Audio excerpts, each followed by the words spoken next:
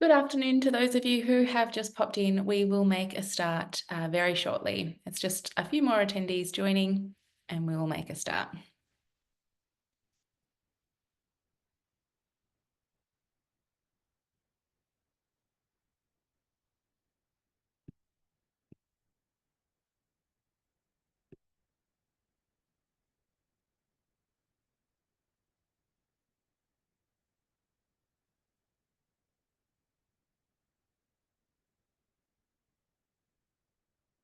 Okay, lovely. That stream seems to have steadied. So welcome everybody to this afternoon's webinar, Teaching Little Learners Love Literacy in Year 2, Term 3. My name is Olivia and Alex will also be presenting with me today. We'll both be here for the duration of the webinar to present as well as to answer any questions in the Q&A throughout the webinar, but also at the end. So if you do have a question throughout the presentation, please write it in the Q&A section and we'll do our best to address it at the end of the webinar today. In this presentation, we will cover the Term 3 scope and sequence, looking at each week by week and day by day learning focus, which you'll also be able to take away from this session for your planning.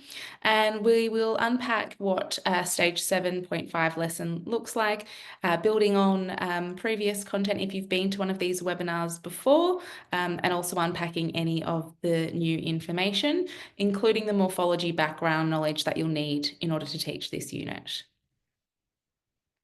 Before we begin, I'd like to acknowledge the traditional custodians of the country from where I'm presenting today, the Wurundjeri people of the Kulin Nation, and I'd like to pay my respect to their elders past and present and extend that respect to all Aboriginal and Torres Strait Islander peoples today. This is our Year 2 teaching sequence on screen. If this is your first Year 2 webinar, you can access a recording of our previous webinars with information about Stage 7 review and Stage 7 Unit 5 Part 1. So you can contact us by email or have a look on our website to find more information about those. This webinar will focus on Stage 7 Unit 5 Part 2. So that will be taught next term in Term 3, and you will introduce the final of the 3 spelling rules, Y to I. I will also cover ear, as in cheer and near, for the first time. As always, there will be some revision of previously learned code in order to support students to master that for spelling, which is the focus of our Year 2 units. Our morphology lessons will also focus on the meanings of morphemes that we're teaching and how the suffixes and prefixes change the meanings of those base words. Stage 8 will also begin toward the end of Term 3. This unit is entirely focused on morphology. And so we will also host another webinar like this one to support you in preparing for that next term. So look out for that information as well. Stage 7.5 is taught over terms 2 and 3. So for term 3, each week is broken down as you can see on the screen. So I'll leave that for you to have a read of, and we'll break down what the daily and weekly focus is in the next slide in a little bit more detail, but you can see that overview there.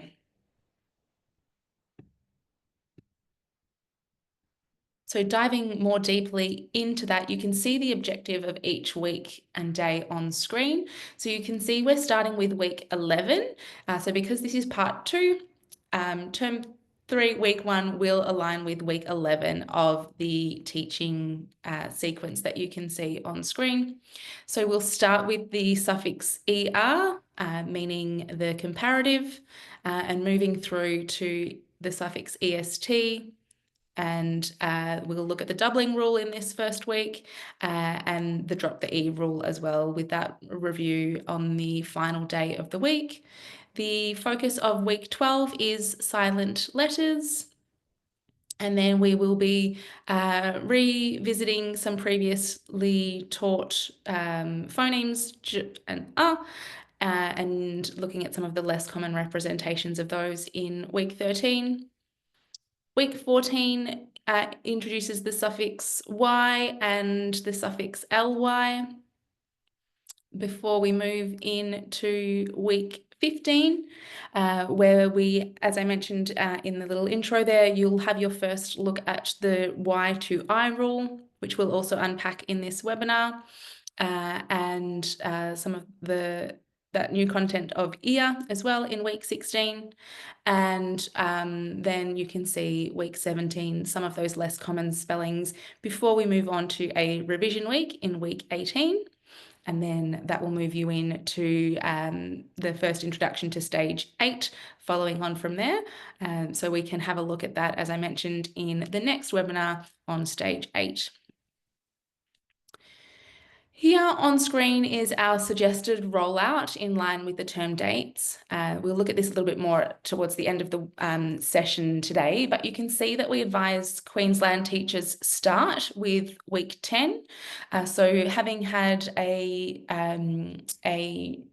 10-week term this term and having started it with a revision term, you wouldn't have taught stage 7.5 week 10. So that's where you'll begin. And with another 10-week term in New South Wales, you'll begin your term with stage 7 week 11, but then you'll move right into stage 8 week 2 in your final week of teaching. So like we did in our last webinar, we're just going to touch quickly on morphology because it forms such a large part of the content for this unit, stage 7.5. We think it's really helpful to discuss these relevant terms. So if you attended last term's webinar, you'll know that morphology is the study of meaningful parts of words.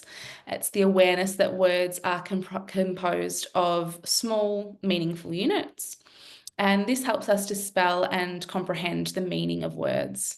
So explicit teaching of prefixes and suffixes helps students understand spelling and comprehension. So understanding morphology improves reading and writing skills for our students. A prefix is a letter or a group of letters added to the beginning of a word to form a new word or to modify the meaning of the original word. Conversely, a suffix is a letter or a group of letters added to the end of a word for a similar purpose. You can see on screen our reference to a vowel suffix. So that's a suffix that starts with a vowel, and that's really important because the rules that we unpack during this session are related to this. And then we have a consonant suffix is a suffix that starts with a consonant. So let's get into our morphology that will be covered in this unit. So the suffix ER is one of the morphemes covered here. It has two meanings. The first meaning has previously been taught, and that's when the suffix ER means someone or something that does an action. This unit, though, will look at the suffix ER meaning comparing two things. So an example of this is quicker. If we break the word quicker down into its morphemes, quick, moving fast, and ER meaning comparing two things, when we combine them together, the meaning changes to quick, or quick compared to another thing. We can also see this in an example sentence. The cheetah is quicker than the sloth. The next suffix covered in this unit is EST, meaning most. We can see with the example word large that when the suffix EST is added, the meaning changes to the most large or largest. So in a sentence, the Pacific Ocean is the largest in the world. Moving on to the suffix Y, which means full of something. When we add Y to the example word dirt, dirty, we get dirty meaning full of dirt. So the table was dirty after lunch. Then we have the suffix ly. So this is the last one we'll look at before we move on to our spelling rules. So the suffix ly means how an action happened. So when we add ly to the base word loud, we get loudly, meaning the action was loud. So the class were singing loudly, as we can see in the example sentence. So as well as how, some adverbs tell us when an action happened, and that is true for the suffix ly here. So words like usually, occasionally, nightly, frequently, regularly are examples of telling us when that action has occurred. In the Little Learners Love Literacy sequence, students begin morphology instruction in Foundation, so starting with the suffix s and its impact on nouns and verbs. Morphology instruction becomes much more frequent here in the Year 2 sequence, as we can see, once our students have been taught the core alphabetic knowledge. So students learn the 3 spelling rules that must be adhered to when adding vowel suffixes to base words. So remember, we touched on that idea before, that a vowel suffix is a suffix that begins with a vowel. So students learn the first rule, which we can see on screen, double the final consonant. So if a one-syllable word has a short vowel before the final consonant, then you double that consonant.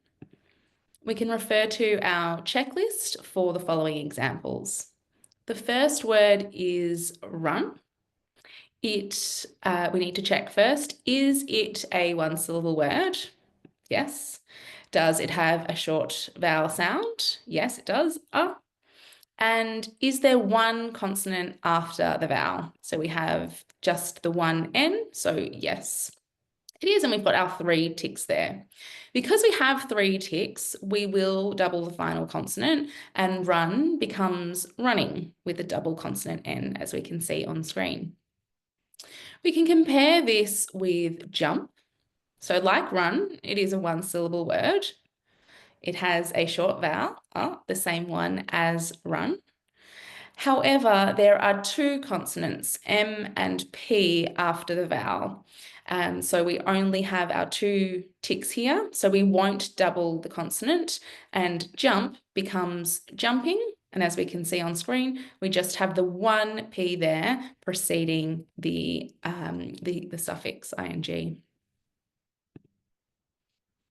The next rule, drop the final E, has a smaller checklist. So here, if a base word ends in silent E, then we drop the E before adding a vowel suffix. We can see that in hope, the final E is silent. So when we add the vowel suffix ing, we do drop the E. But in a word like freeing, we can hear that E sound, so we don't drop the E, and we add the ing on to follow. The third rule, which is covered for the first time in this unit, is change Y to I. So if a word ends in Y with a consonant before it, then you change the Y to I before adding the vowel suffix. So in happy, our base ends in Y. That's our first tick. It has the consonant P before Y. That's another tick. And the suffix ER does not begin with I. So 3 ticks. Happy becomes happier with an I. We've dropped that Y and replaced it with an I before adding on the suffix ER. In our non-example though, we have fly, which we'd like to add the vowel suffix ing to. The base fly ends in Y. There is a consonant before the Y. We can see the L there.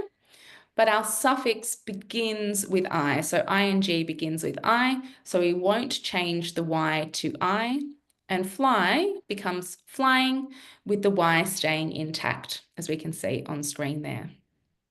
I'm going to hand over to Alex now, who will talk to you about how all this content comes together in the lessons that you'll be teaching. So thank you, Alex. Oh, thanks, Olivia. That was a really, really neat overview of those 3 spelling rules. And you know, we're doing those again and again every single week throughout these units, and we will be practicing them a lot more in stage 8 as well. So I think we'll keep coming back to them in these webinars because it's really handy to get a refresh on those. So the lessons and how they work, if you've been to our previous webinar on part 1 for last term, hopefully you won't see too much change, and we should see some consistency as we're working through the stage 7.5 unit together. So the lessons follow, of course, our revise, teach, practice, apply, assess, explicit teaching routine as always. And then when we look at the weekly planner for the first week of this term, if you could just move along, Olivia. That's awesome. Thank you. So this is the planner for week 11. This is the first week of part 2 or term 3 of the 7.5 units of work. As Olivia's already told you, the focus of this planner over this week will be on suffixes ER and EST. And ER, of course, is a revision item for us this week of learning because we've covered ER as a suffix in year 1. But we are revisiting it here alongside the new suffix est, because these are the 2 core suffixes we have for comparative words, as Olivia talked you through earlier. So they fit really nicely together. So we're going to go back, loop back, and revise our knowledge on the suffix er and introduce est alongside it. So we have this lovely week coming together on comparatives. So the structure of the lesson is exactly the same as last term. So you'll find this kind of 2-part plan. The first part of your planner will be doing some revision.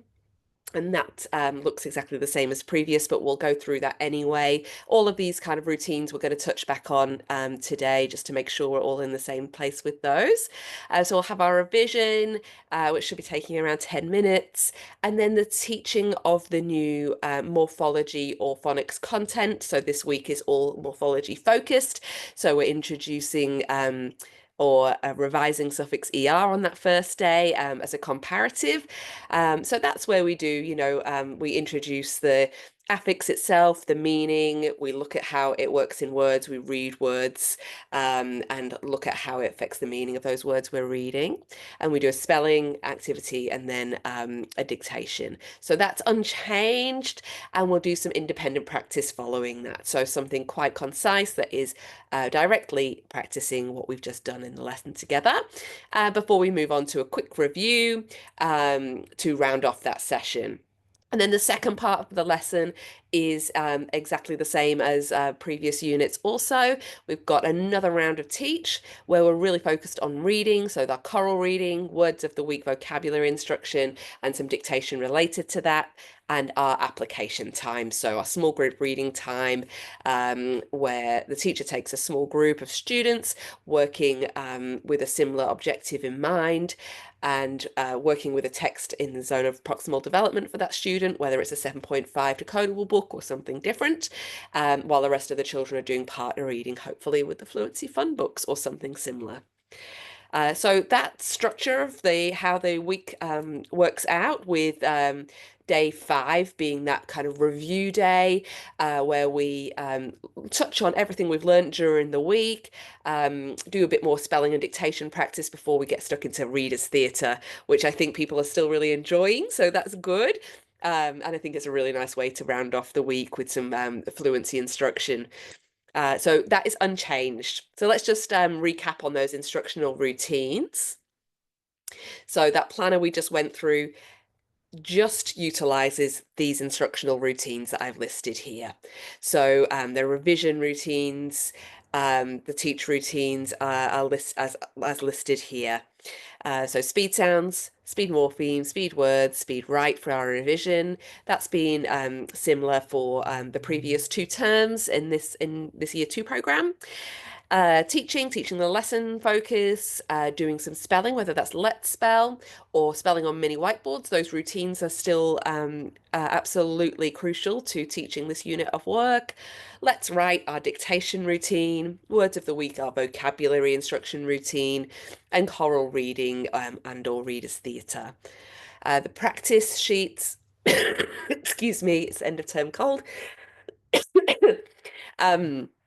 are still there, so there's still independent practice relevant to the lesson. Application remains the same as I just talked you through with partner reading and small group reading, and the review structure remains the same as last term as well. There's a couple of questions coming through, Olivia. I think I'll keep pushing on, but if you can answer them in the chat, that would be great. If not, we can come back to them at the end. So, um, and of course, these routines are all taught explicitly. So everything we are doing in this year two program, each routine, we're starting with I do and then moving on to we do. The you do comes in the independent practice, of course, and in the review. And we're checking for understanding at each of these stages and tweaking accordingly, whether that's through doing some reteaching, doing more worked examples together, or just spending longer on that independent practice and application if you have the time to do so. So we're just going to do a quick revision of the revision routines, which sounds a bit silly. So our revised routines, as I mentioned, are the same as the previous units. So we're starting with some speed sounds. So doing speed sounds, not speed sounds and chants, just the sounds. So we're going to show the grapheme side of the cards. Previously learned speed sounds and chants cards. There's usually around 10 to 12 of those cards that we're listing in the notes as recommendations, but you can pull out whatever you like if there is something you want to work on specifically with the students.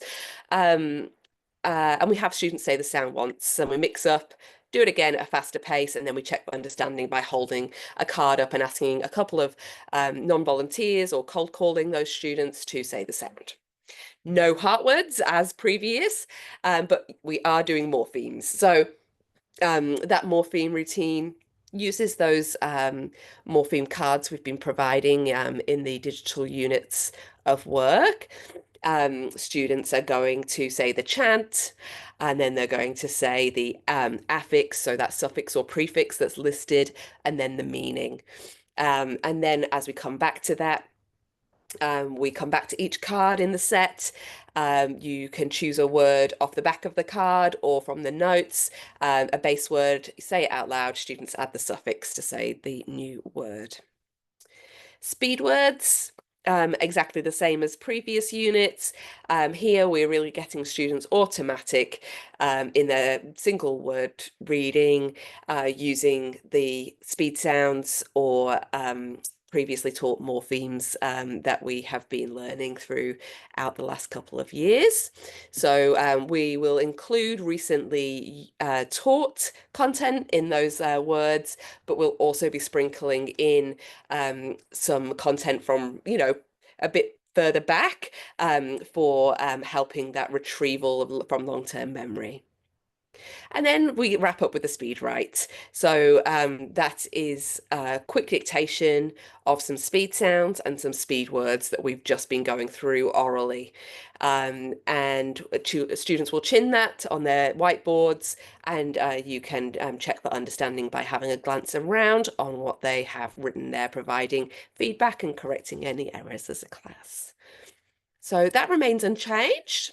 Here is just a quick recap of that morpheme and morphemes and chants routine, because I do realise this has been a new addition to the Year 2 programme and we haven't had it earlier on in the programme.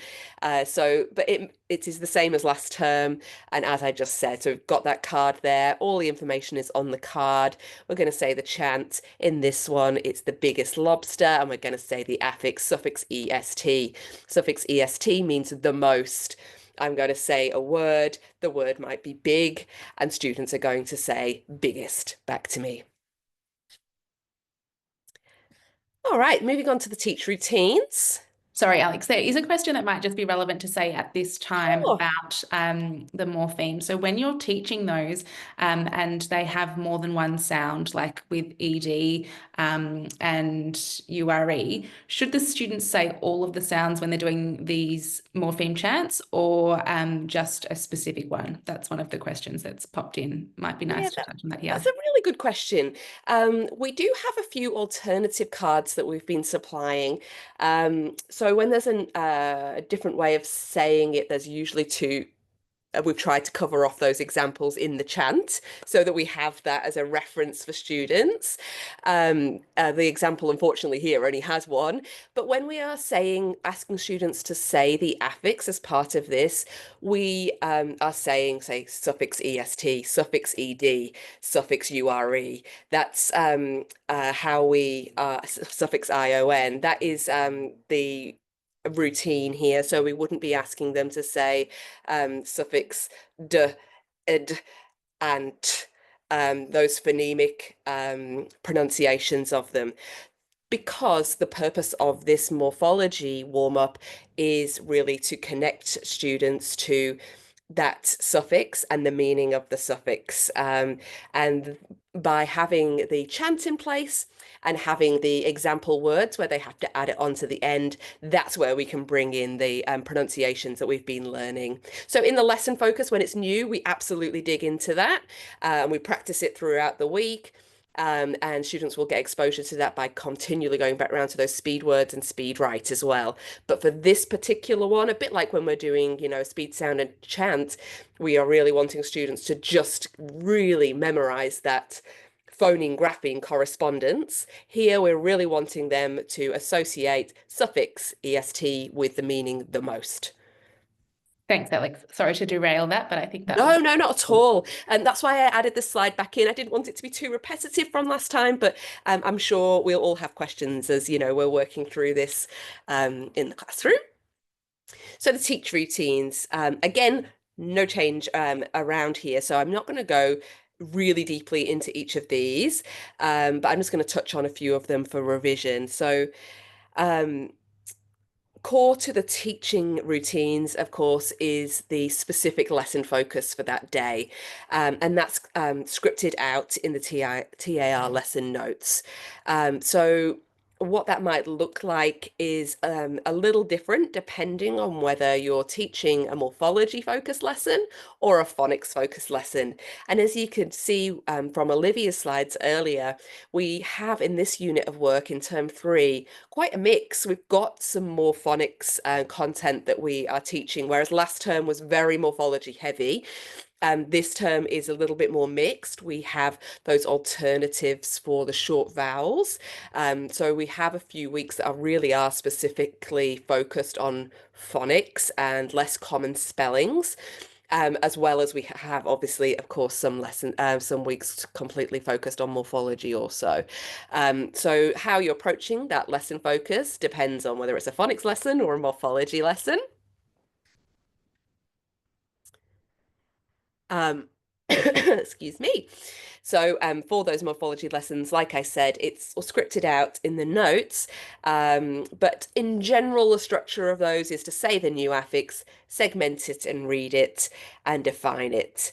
And then we look at a practical or physical example to model the meaning or the impact it has on that base word. And then we read some words together that use that new affix, which will help students get a good idea of the meaning of that word and the impact it has on those base words.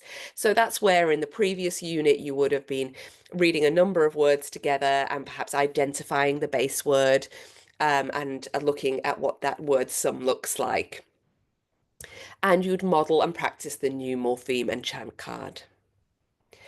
If it's a phonics lesson, you would be obviously focused on whatever the grapheme phoneme correspondences are for that day. So we'll be focusing on saying the sound together, introducing and practicing a new speed sound and chant if there is one.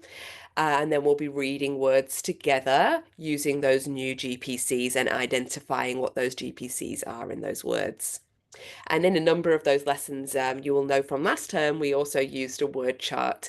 So really showing students those multiple spellings, the ones they already know, and if there's new ones adding to that, a bit like a My Word Detective on a poster. So that's all scripted out for you in those lessons to make sure that it's as supportive as possible, whether it's phonics or morphology. But once we've taught or introduced that new lesson focus, we move straight on to spelling using that new knowledge. And more often than not, that does use the spelling on mini whiteboards routine, but also Let's Spell is still present in this new unit ahead as well. which is a nice variation. So we're not always doing spelling on mini whiteboards every day. And then we move on to Let's Write. So we've done some, I do, we do for spelling, a word level dictation, and then we're going to move students on to dictating a phrase and a sentence using the new content. And we're going to model how we would approach it, and they can mark their work. The second part of the lesson, oh, apologies, not the second part lesson, followed by independent practice. And there's one activity sheet directly linked to the lesson that you teach for the day. So whatever that activity is, it will be directly practicing what we've just been doing together in that lesson focus and the spelling and dictation time. We then link back to those activities in the review section as well. So we quite often have a share your learning or share your writing. Students turn to their partner to talk about what they've just done in that independent practice time, and you can share with the class. So the review is the next step in the planner. The purpose is unchanged of this review. We're doing it to check for understanding of the lesson's learning focus and to fight the forgetting curve. So we really want to loop back to the lesson focus within an hour of instruction to make sure we're fighting that forgetting curve, giving students the best chance of retaining the information we've been teaching and practicing together so far in the lesson. We still have in this unit learning review charts, so that's kind of building a record of learning throughout the week, and they're provided in the materials with the prompts that you need to fill them out together as a class. So looping back to the key information that we've been teaching and some examples, and noting that on a poster that can be referred to throughout the week. For example, what we know about suffix ER and what we know about suffix EST are displayed on the screen here for you. There is one section to fill out per lesson, or there will be something a little lighter touch, which involves sharing the independent practice work together. The second part of the teach in the plan, of course, is this reading focused block where we are doing fluency and comprehension instruction. So this remains the same structure as I said earlier: choral reading, words of the week, Let's Write, and then a reader's theatre on Friday. And small group reading and partner reading happening every day. So let's just touch on each of those. Choral reading will take place on days 1 to 4 of every week. So it's one text, 4 parts. The texts vary each day, and you'll be able to access these as printable sheets and also as slides through that QR code in the TAR as last time. And the routine remains the same as well. So we'll model reading it and echo read, discuss the tricky words, read it all together, and then there's the comprehension questions supplied in the notes for you to have a discussion about the meaning of the text and to clarify, like to dig into it deeper. Those choral reading texts, of course, include lots of words that use our new morpheme or new spelling rule or new grapheme phoneme correspondence for the day. Then we have words of the week. This is our vocabulary teaching routine. The resources and the structure of the routine remain the same as last term. So you'll have one word of the week that's been used in that choral reading text that you've just read together as a group. That we'll really focus in on. So we'll read the word together and then provide a definition and some synonyms. We'll check for understanding, model an example sentence, which is supplied for you. And then students are asked to put the word into a sentence of their own to show their understanding. And these words of the week are all tier 2 style words, so words that we'll often see in text rather than use in natural everyday speech. So they can be really useful for writing as well as comprehension.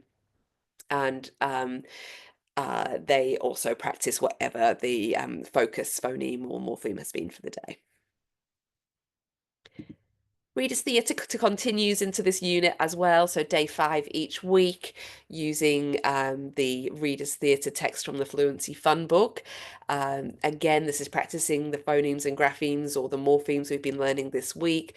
The focus really is on performance. So on practicing intonation and really refining how the fluent nature of how we're reading this text. So they are designed to be read aloud and practiced and performed. So there'll be poems, dialogues, play scripts, and songs as well. Teaching routine is remains the same for this as well. So we spend a little bit of that teaching time on day 5, modeling reading the script and discussing any tricky words and the comprehension questions that we've got. We'll choral read the text together. If it's a dialogue like the example on screen here, which is the one for week 11, we can split the class into 2, and half the class can take one role and the other can take the other role before kids then go away and practice that with their partners, and we pick a few for performances at the end of the lesson. We're not going to go back over today small group reading and partner reading because we've covered this a few times in the last previous webinars, but if there are any questions about those sessions, we're more than happy to take them today and also build any extra support into the next webinar that we're running for Year 2 teachers if there's anything specific as well. So in terms of planning and implementation ahead, the teacher activity resource part 2, those units will have weekly plans, the daily lesson notes, whatever teaching resources you need, excuse me, for that week. So whether that's the Let's Write, Let's Spell, the copies of morpheme cards, or if there's any newsfeed sounds and chance material, they'll be supplied for you with those. And the practice activities, the choral reading text, that QR code for the slides, and the words of the week vocabulary cards are all included in that book. This is the proposed release schedule. So as the previous 2 terms, unfortunately, we are still working on a week-by-week release schedule. The best we can possibly do to get the materials out to you ASAP for using this year. Then these are the dates that are listed on the website because this is now available to purchase. And if you head to the website, I think the link will be coming on the follow-up email. You can pop in there, order the digital and print combo, and as and when each week is available, it will be emailed through to you. These are the dates from the website. They're the absolute latest dates, and I'm absolutely hoping that we better these dates for you so you have more time to prepare. The other materials that are available to purchase at the moment online look like this. This was our teacher toolkit for term 1. So the Fluency Fun 2 titles plus the TAR, and the for that unit we were using decodable books from stage 7 units 1 to 4 and the speed sounds and chants from stage 7. So that's still available as a pack online. And the materials for last term, the part 1 TAR and the 2 fluency funds, plus the stage 7.5 decodable books, and those speed sounds and chants are all available on the website as well. Perfect Surfing has just recently been released, by the way, so that's a new exciting one to get your hands on. Looking really lovely. And then Fluency Fun, this is just a heads up because we get asked, I think, quite frequently, people wanting to plan ahead, how to use their budgets, etc. There will be another couple of Fluency Fun coming this term, Looperland and other fun things to read, and The Bear's Hair and other fun things to read. And Stage 8 will also have Fluency Fun material to support the teaching of that unit. And Little Learners Love Literacy Online will continue to develop. and those core routines, the slides, the weekly digital versions of the weekly plans, the slides to support core routines will go live ASAP after the units have been published and shared by email to the schedule that I'd previously shared with you a few slides ago, and that's on the website. Great. So I think that jumps back to me now, Alex. So if you need support with the rollout here, or if you need support with anything related to Little Learners Love Literacy, you can use our online contact form via our website to get into touch with us. You can email or call our customer service team, and Michelle or Danielle will be able to support you. And you can also book a 20-minute Zoom consult with a coach. Suzanne or I will take you through that session. So you can email us in order to book in for one of those as well. Lastly, an important one is to be sure to visit our website and sign up for our blog and for our newsletter as well, because the latest information and support is always available there. So that's where you will hear about our next Stage 8 webinar and resource updates as well. So check those out first. But that brings us to question time as well. There's a few that I've left in the Q&A, Alex, that mostly relate to release time. So things that you have already touched on in the webinar. But there are some specific questions about the Morpheme cards and when they'll be available. Yes, sorry, small oversight there in terms of not addressing that in those implementation slides. Apologies. The Morpheme cards um, will be hopefully in stock during this term. I actually don't have the dates to hand, so that's why we're still supplying them as part of the teacher resource materials. As and when those weeks are releasing, we're including the cards in those resources so that you have them to use in the lesson. But the actual packaged cards are in production, they are on their way, but we'll have to update you, I think, by an email on the specifics of those dates, because unfortunately I don't have the latest on me, which is my bad. Apologies for that, but they are in production. Beautiful. There's another question about, again, this came in before you talked through the resources for Stage 8, wondering so that they could set aside budget. But yes, there will be, I think it was 2, is that right, Alex? Fluency Fund texts Yeah. for Stage Yeah. 8? Yes, absolutely. So we'll keep that structure going. There'll be 2 Fluency Fund books, but no decodable books. We're not, I think, as we mentioned last time, we won't be extending Pip and Tim into Stage 8. We're really hoping that by the end of 7.5, we've covered new phonic content. And students should have really good knowledge to be able to approach some other texts. So we've got those fluency funds for sure, but we won't be extending the other series down into Stage 8, up into Stage 8, may I say. Beautiful.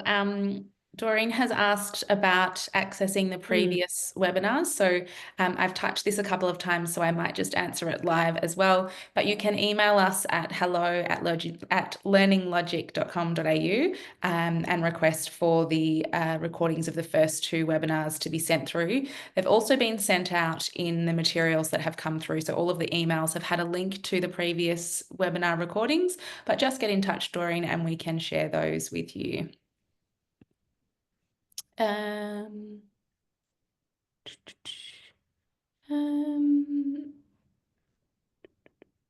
I may have missed it, but how do we get access to the resources each week prior to the TAR being released? Yes. So you need to head to the website. You could either do that now or wait for the recording email to come through, which will have a direct link to where you need to go, and purchase the TAR part 2, 7.5 part 2. And then as and when those weeks of content become available, they'll be emailed to you. So you'll be part of like a weekly mailing list to receive those. And then as the whole thing becomes complete, your printed copy will get put in the post express. Lovely. I have noticed that the TAR books are available for download on the grade 1 and foundation sequences. I'm assuming this refers to digital. Will 7.5 part 1 and part 2 become available in this way too? They should all be consistent. Like you should be able to buy them either a print copy or a print and digital copy. Oh, sorry. I think this means on the Little Learners Online, the digital platform, you can Oh, download um, yes. those ones. So I think, Yes. yes, they will. Whatever we did last time, it will be the same. Great. Yes, I think that the stage 7 review one is there. So the part 1 will go up when it's complete and ready, and the same for part 2 down the track.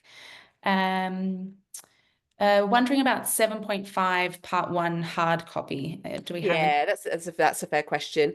It's around maybe I think 2 to 3 weeks away, so it should be ready early next term to be in the post to be sent out. Yeah. Great. And I think this is stage 7.1, part 1, but I think that might mean stage 7.5. So we've answered that one.